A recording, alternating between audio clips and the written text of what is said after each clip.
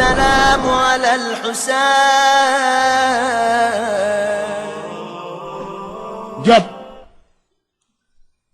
28 رجب کی شب آئی یا 28 کا دن آیا، حسینی قافلہ تیار ہونے لگا. محلہ بنی ہاشم میں پہرا لگ گئے. آج محلہ بنی ہاشم کا انتظام اور کنٹرول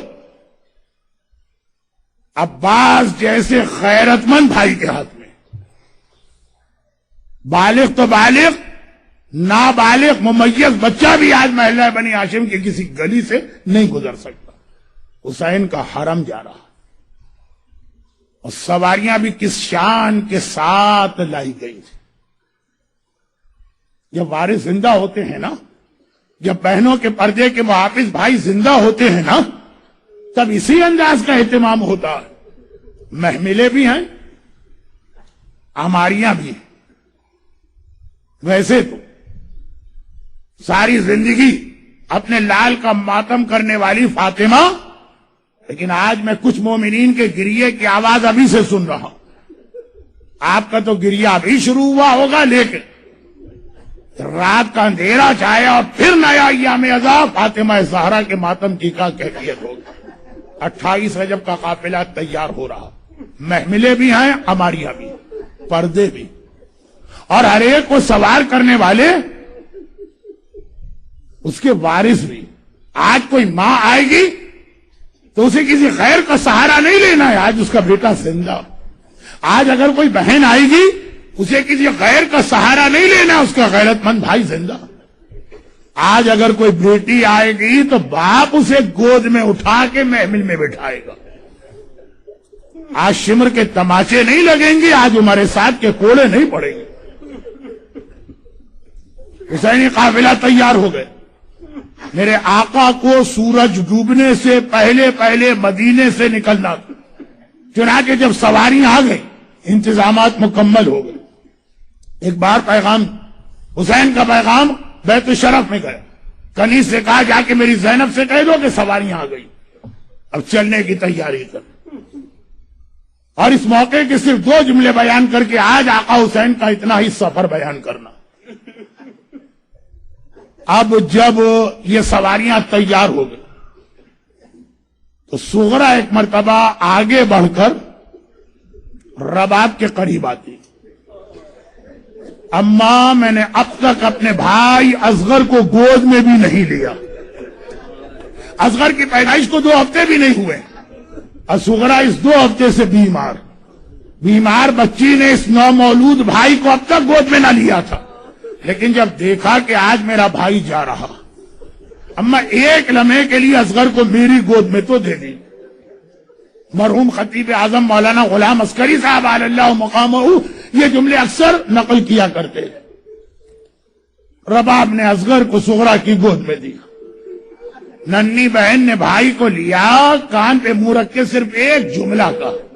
بس دیکھیے یہ 2 جملے ہیں 28 رجب کی تاریخ.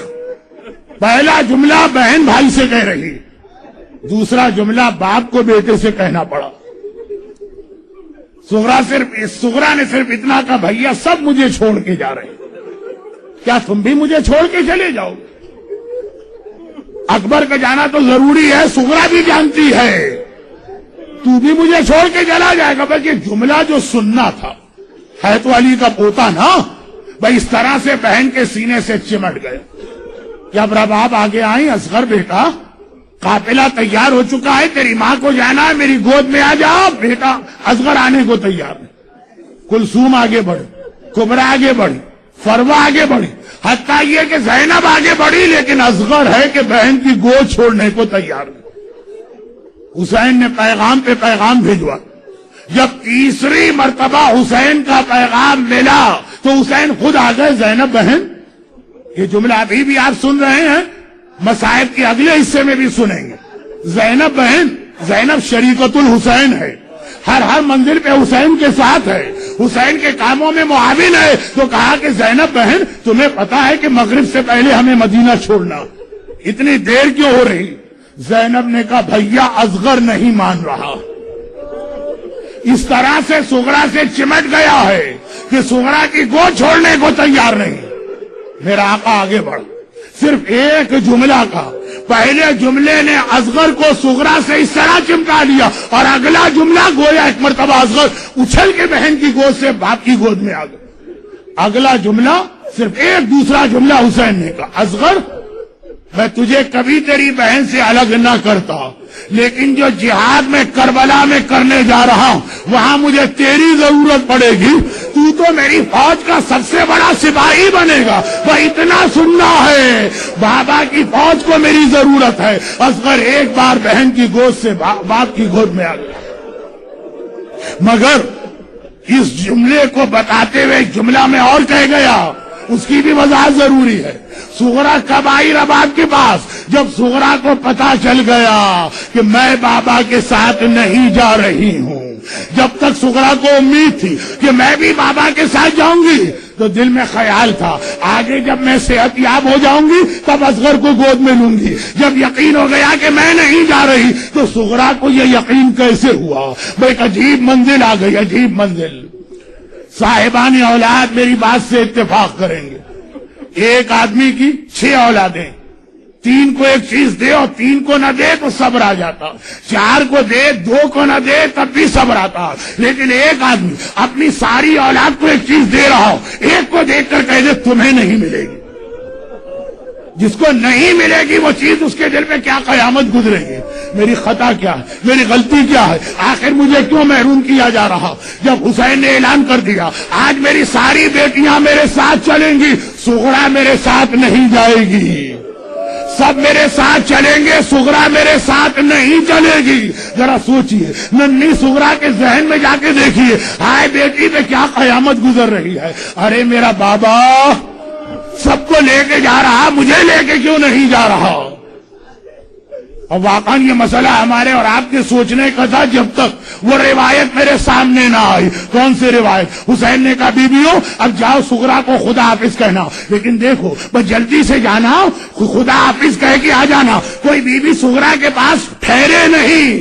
حسین کو معلوم ہے سغرا کسی نہ کسی کو اپنا سفارشی بنا کے لانے والی ہے، اور یہی سغرا نے سوچا ہوا تھا. مگر ہر بیوی آتی ہے، سغرا کے سر پہ ہاتھ رکھتی ہے، سغرا بیٹی خدا حافظ، سغرا بیٹی خدا حافظ. اس سے پہلے کہ سغرا کچھ کہیں حکم امام کی اطاعت میں ہر بیوی نے ہاتھ رکھا، خدا حافظ کہہ کے باہر آ گئی. آخر میں سغرا نے دیکھا میری مہربان پھوپھی ثانیہ زہرا زینب کبریٰ میرے حجرے میں داخل ہوئی. سغرا کو بھی معلوم ہے کہ بس یہ میری پھوپھی ہے جو میری سفارش کر سکتی ہے. ادھر زینب نے سر پہ ہاتھ رکھا، سغرا بیٹی خدا حافظ. ادھر ننھی بچی نے تڑپ کے پھوپھی کا دامن پکڑ لیا. پھوپھی اماں آپ کی بیمار بھتیجی آج ایک فریاد لے کے آپ کے پاس آئی ہے. مشکل کشائے کائنات کی بیٹی زینب مدینے بن کے پوری اسلامی دنیا کی عورتیں اپنی حاجتیں لے کے زینب کے پاس آتی تھی. آج آپ کی بھتیجی آپ کے پاس اپنی حاجت لے کے آئی. بابا سے اتنا کہہ دیجئے مجھے تنہا اور اکیلے چھوڑ کے نہ جائے، مجھے اپنے ساتھ لے جائیں. زینب شریکت الحسین ہے نا، حسین سغرا کو نہیں لے جانا چاہتے، زینب حسین کی ساتھی ہے. چنانچہ تسلی دی سغرا بیٹی گھبراؤ نہیں، بہت تھوڑا سا وقت ہے پھر ہم پلٹ کے تیرے پاس آئیں گے. ننھی بچی گھبرا کے کہتی ہے پھوپھی اماں مجھے پتا ہے کہ آپ تو واپس آئیں گی لیکن میرا بابا نہیں آئے گا. بیٹی کی زبانی باپ کے بارے میں سننا تھا.